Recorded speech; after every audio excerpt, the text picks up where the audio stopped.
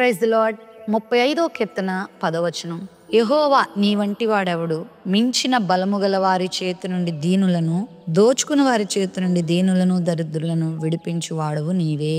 యెహోవా వంటి వారు ఎవరూ లేరు. పరాక్రమంలో గాని, బలములో గాని, జ్ఞానములో గాని, ప్రేమించటంలో కానీ, విడిపించటంలో గాని, సంరక్షించడంలో గాని, రక్షించడంలో గాని ఆయనను పోలిన వారు ఎవరూ లేరు. బలము గలవాని చేతుల నుండి దీనులను విడిపించేవాడు ఆయన. ఇంత భయంకరమైన శ్రమలో నుండి నన్ను ఎవరు విడిపిస్తారు? ఇంత భయంకరమైనటువంటి వ్యాధి చేతుల నుండి నన్ను ఎవరు విడిపిస్తారు? ఇంత ఛిద్రమైన పరిస్థితుల నుంచి, శిథిలమైన పరిస్థితుల నుంచి మరలా నన్ను ఎవరు చిగురింప చేస్తారు అని బాధపడుతున్నావా? ఈ వాగ్దానం నీకోసమే. యెహోవాను నువ్వు చేరినప్పుడు, ఆయన నువ్వు అంగీకరించినప్పుడు, ఆయన నువ్వు నమ్మినప్పుడు నీ జీవితంలో ఆయన చేసే కార్యం ఏంటంటే బలమైన శత్రువు చేతి నుండి ఆయనని విడిపించగలడు. చరిత్రలో దేవుని వాక్యంలో ఎంతో మందిని దేవుడు భయంకరమైన వారి హస్తాల నుంచి విడిపించాడు. బారాకు మరియు దెబోరా కాలంలో కనాను రాజు అయిన యాబీను చేతిలో నుండి, అతని సైన్యాధిపతి అయిన సిసేరా చేతిలో నుండి దేవుడు అద్భుతంగా వారిని విడిపిస్తాడు. గొప్ప జయ జీవితాన్ని వాళ్ళకి ఇస్తాడు. సిసేరా వాళ్ళెంతో భయపెడుతూ